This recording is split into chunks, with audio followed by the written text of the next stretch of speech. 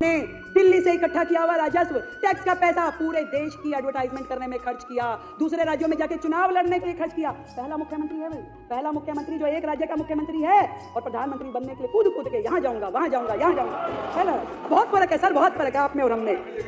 हम उसी पैसे को, एमएलए भी नहीं रहा, कोई बात नहीं, दिल्ली की जनता ने जो तय किया, हम उसी पैसे को दिल्ली के लिए अस्पताल, स्कूल और सड़कें बनाने में खर्च करने वाले हैं। आपने अधिकारियों के साथ हमेशा दुर्व्यवहार किया, सारी दुनिया जानती है, सबको पता है, परंतु हम अधिकारियों के साथ सामंजस्य स्थापित करके काम करने में विश्वास करते हैं। भारतीय जनता पार्टी की दिल्ली सरकार द्वारा प्रस्तुत किया गया बजट अगर एक लाइन में डिस्क्राइब किया जाए तो ये एक हवाई बजट है। रेखा गुप्ता जी ने प्रस्तुत किया, उसको देखकर साफ पता चल गया कि भारतीय जनता पार्टी ने इकोनॉमिक सर्वे यानी आर्थिक सर्वेक्षण सदन पटल पर क्यों नहीं रखा।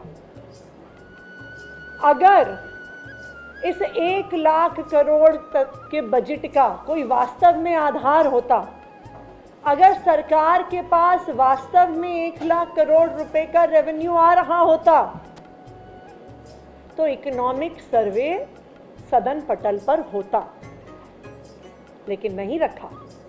इसलिए नहीं रखा क्योंकि इनके हवाई बजट में से इकोनॉमिक सर्वे के डेटा के आधार पर हवा निकल जाती, सारा दूध का दूध पानी का पानी हो जाता, दिल्ली के लोगों को और देश के लोगों को पता चल जाता कि फर्जी आंकड़ों के आधार पर, हवाई आंकड़ों के आधार पर ये बजट आज प्रस्तुत किया गया है।